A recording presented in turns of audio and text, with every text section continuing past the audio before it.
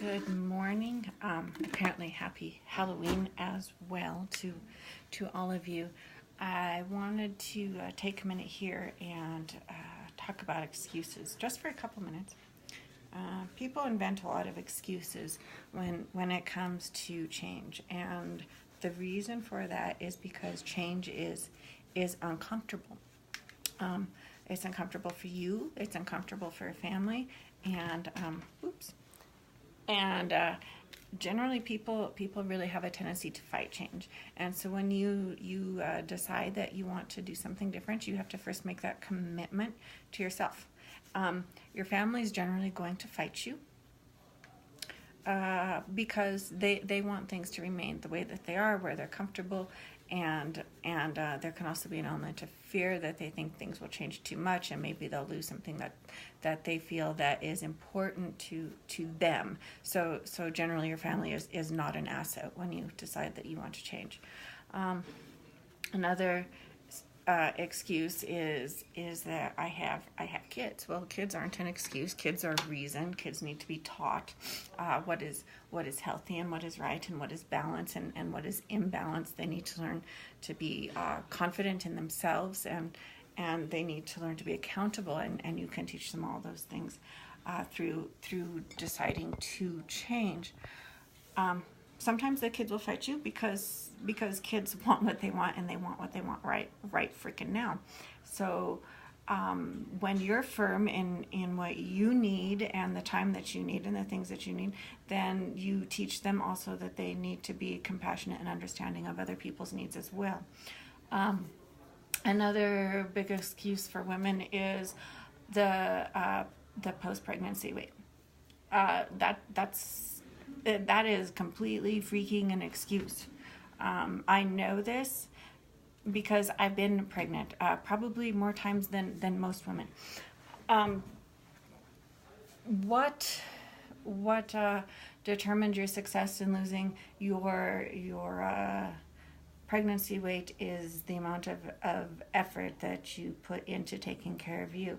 And it is overwhelming adding a new person to your family, but it is not impossible to still take the baby and go on walks, to still eat properly. It's not impossible.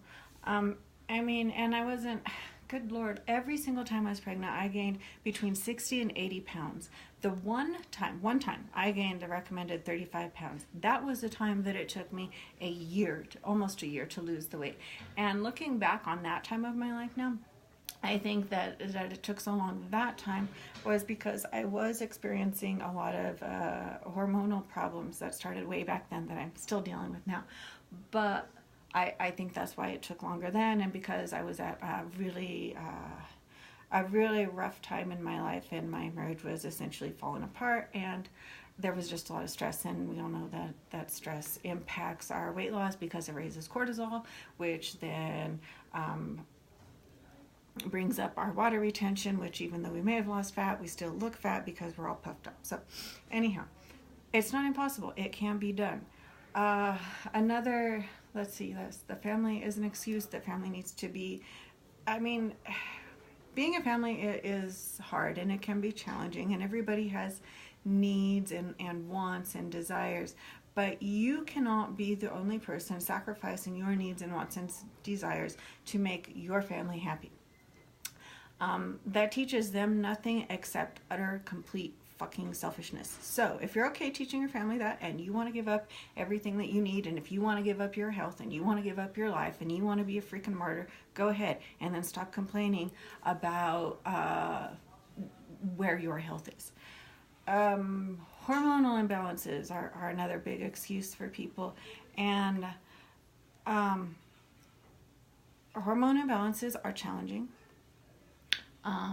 Thyroid imbalances are challenging, but again, from experience, progress is not impossible with hormone imbalances and thyroid problems. I know this for a fact. I know this. I don't need a freaking scientific paper to show me this.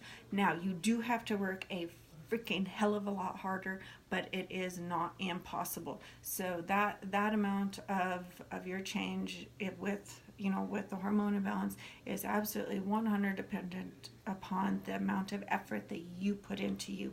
So if you're not willing to work your ass off and you have a hormone imbalance, seeing any kind of progress on the scale or in your body is probably not going to happen. So again, that is up to you. Everything is ultimately up to you as far as change. But again, like I said in the beginning, change is uncomfortable. It's uncomfortable for you. It's uncomfortable for your family. Your family can get really, really demanding when you want to change. It doesn't mean that you need to give up what you want. It means that you need to be firm in what you want, and you need to set aside the time for what you want.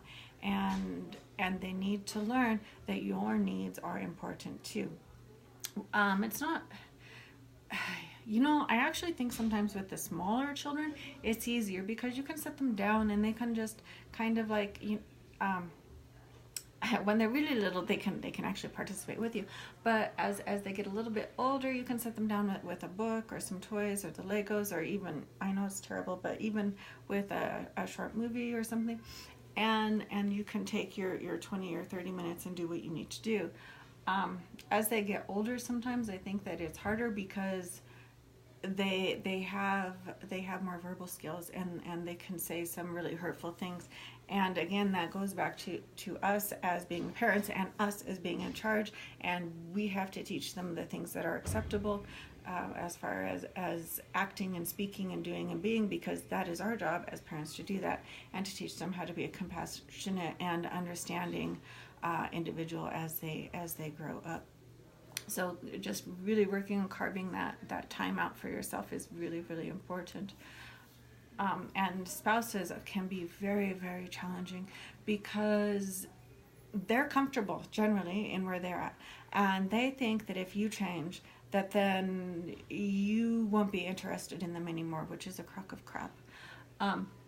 But that's really how they feel. So trying to be understanding of your spouse, but then still focus on what you need to do can be challenging, but it can be balanced. It can be a real struggle. They're going to probably be very resistant to you changing because, like I said, they think that you'll be uninterested in them. They're afraid you're going to find someone that you like better than them. They're afraid that you'll change and then you just won't want anything to do with them again. So finding balance there can be really, really challenging. And unfortunately, I know that sometimes things don't get balanced, and it can be, it can be the end for some people. So that, again, that's a sacrifice that you have to decide if you're okay with making or not. But it still wouldn't take it to the point where you absolutely freaking give up, because then that isn't healthy either.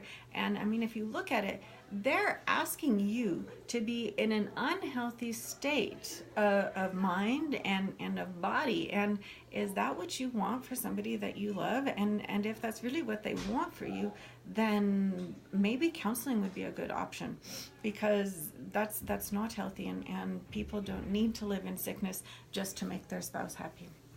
So, again, there's some thoughts on excuses. Take it, do what you will with it.